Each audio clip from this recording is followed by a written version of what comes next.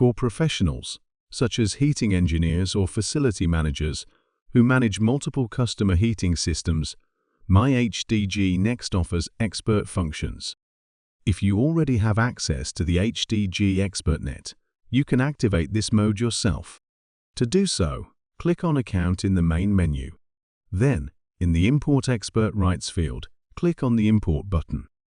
Enter your credentials for the HDG ExpertNet here, and click Save to verify the credentials. Attention! This function can only be used once per account.